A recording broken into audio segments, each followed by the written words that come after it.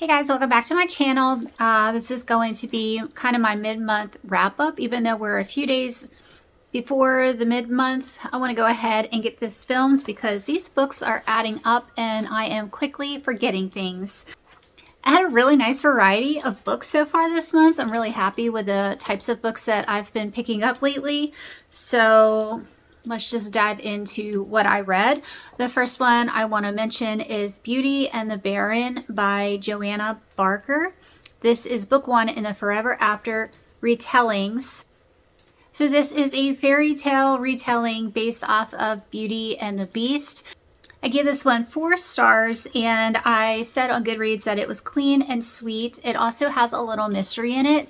It is very similar to the regular Beauty and the Beast story, at least the Disney one. I haven't read the actual story, but it is about a woman who, her father is a gambler. He's thrown into debtor's prison and they owned a bookstore and she had to sell her bookstore and she has to go to the Baron who owns the town basically and beg him for a job so she can try to send money to her father to get him out of debtor's prison. It was lovely. It was sweet. I really enjoyed this. I have discovered that I actually like fairy tale retellings, whereas I would have thought I didn't. I always kind of thought they would be too YA for me and that I wouldn't really get into them. And I wasn't really a fairy tale person as a kid, but I really am liking fairy tale retellings right now, and that one is especially cute, and I want to continue on with the series. I don't know how many books are in the series, but I will definitely read more. The next one was The Ice Swan by, and I know I'm going to say this wrong, Janelle Cieselski, I think. I'm not sure. I gave this one 5 stars. This one has really great reviews. This is historical fiction. I think it's listed as Christian historical fiction, but I don't remember there being any real Christian elements in this book. I don't think there were like any prayers or really talking about God. It was clean though. It was a very clean story. It is about a Russian princess who is hiding out in Paris with a lot of other Russians because of the Bolshevik revolution that is going on in Russia. The royalty of Russia is trying to escape that and hide away in Paris. And while she is there, she meets a Scottish doctor named Wen. I can't remember what her name is, but his name was Wen. And Wen was fantastic. Wen was one of the best book guys I have read in a very long time. There was so much about him that I liked, and I loved him with her. I think they were such a great couple. This ends up becoming a marriage of convenience story, which I didn't know going in, and all the better. Absolutely love that. I learned a lot from this story. I know a bit about the Bolsheviks in Russia, but I never thought much about the Russians who escaped that and who are living scared on the run. And this story is about that. So I don't think any of it takes place in Russia. It's all in Paris and then in Scotland. It was so good. The next one I read was The Cat of the Baskervilles by Vicki Delany. And this is part of the Sherlock Holmes Bookshop Mystery Series, which I'm reading all out of order. So I don't know which ones I've read and which ones I haven't. This one I gave 3.5 stars because it was not my favorite of the series. There's other ones that I liked a lot more. But I really do like the characters and the setting. And there is a lot of Sherlock talk in these books. They all basically take place in a community that is heavily influenced by Sherlock, and there's Sherlock themed stores and people who love Sherlock. So there's just lots of Sherlock talk in these books. This one I did not love so much. It felt a little bit drawn out and the motive was pretty weak. That's something that annoys me with a lot of mysteries or thrillers. Whenever the bad person does things based off of a stupid thing, I don't like weak motives. I want a good strong motive and a good reason to do what you're doing. This did not have that, but I still enjoyed the book and I will keep reading these books. Next was While the City Sleeps by Elizabeth Camden. I gave this one 4 stars.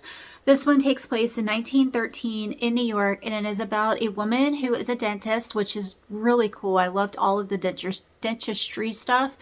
And while she is working on someone, he is under laughing gas, and he starts talking and saying things that she's not meant to hear.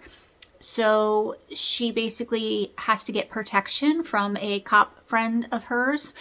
And so the whole story is just trying to figure out how to keep her safe and how to unravel this mystery thing. It's kind of like the mob, what they're planning on doing. That is all going on. And 2 things I have for this book. I gave it 4 stars because I really do love this time and setting. I love the Gilded Age. Anything set in the Gilded Age, I'm gonna love it. And I do love her writing. And I typically love her characters. I love the woman character in this book, but I did not like the cop. He lied a lot, and that irked me. And he also had like anger issues, or what, he was very childish in a lot of the things that he did. I didn't like that. And the other thing I didn't love about this book was, this is the 2nd book by Elizabeth Camden, and I love Elizabeth Camden, don't get me wrong. But this is the 2nd book of hers that she got me to love a bird. I love birds. She got me to love a bird, and then she killed it. I'm going to go ahead and throw that out there. I don't really think that is a spoiler in itself. But if you don't like animal death in your book, it's in there. And it made me very sad. So yeah, those are my thoughts on While the City Sleeps. Another book I read was Before the Fact by Frances Iles.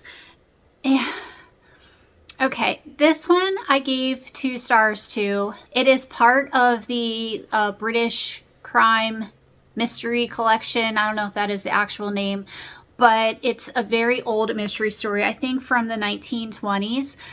And apparently Alfred Hitchcock made a movie, I think called Suspicion, based off of this book. I haven't seen the movie. I'd be interested in seeing the movie. This book I gave 2 stars to, and it was one of the most frustrating books I've ever read. It's about a woman who marries a man, and after they're married, she finds out all sorts of horrible things about him that he does. And throughout the whole book, she makes excuses for everything he does. She starts out in the beginning being concerned with what she's learning and seeing it as being a problem. And she does talk to him about it in the beginning, but throughout the book, it's like the worse he gets, the more she finds out about him, the more accommodating she is and enabling she is of him. And she makes all these excuses, or she discounts these things as not that bad when they are really bad. So that in itself is really annoying to me. I don't like that sort of character dynamic. I don't know. And then the way the book ended, I can't tell you how it ended because that is a huge spoiler, but I was listening to this and I kept listening thinking there was going to be a twist at the end that made everything I went through worth it, that made listening to the book worth it. So I kept waiting because I was like, all right, something's going to happen and that's going to, make this better. And the way it ended was even worse. It got worse. It was so awful. I'm listening to this on my phone and I wanted to throw my phone out the window. I was so angry at this story. And now I know for sure I just do not like that sort of character at all. Moving on to a book I loved, and that is The Wicked Prince by Celeste Baxendell. I gave this one 5 stars. And this one was recommended by Lindsay and Celestria, maybe others too, I'm not sure, but I specifically remember seeing them talk about this book, and this book was so good. Again, I'm really surprised that I liked a fairy tale retelling this much. I kind of went into it with low expectations. I'm like, oh, it sounds cute. The cover is really, I love the cover. I'm like, it looks cute, it sounds cute, but it's probably not going to be all that for me. 5 stars. 5 stars. This book was so adorable. This is a gender swapped Robin Hood. So the girl is Robin Hood, and it's her and Prince John. And it's not really, it's kind of like a marriage of convenience, sorta, in a way, in a different way than what we're used to. But I loved them so much. I especially loved Prince John. He was so fun to read. He was such a great personality, such a great character. I was really thinking this was going to come across as very YA, but there was mentions of their ages in this book, and every time it was mentioned, I was like, oh yeah, I forgot they're this young, because the actual story didn't read like a YA to me. So I was always a little shocked when their ages were mentioned, and I was like, oh yeah, I forgot. I think she's around 18, which is very young for me to read. I don't like romance books with people that age because my kids are 20 and 22, and it just weirds me out. So, but that's on me. I loved how it played out. I loved the ending of this so much. It was clean. It was cute. There was fun banter. It was funny. It was adorable. I totally recommend The Wicked Prince. Okay, I'm going to go ahead and stop this here, and whatever books I read for the rest of the month, I will just do in a February wrap up. Have you guys read any of these books that I mentioned? If so, what were your thoughts? I hope you all are having a great February, and I will see y'all soon. Bye.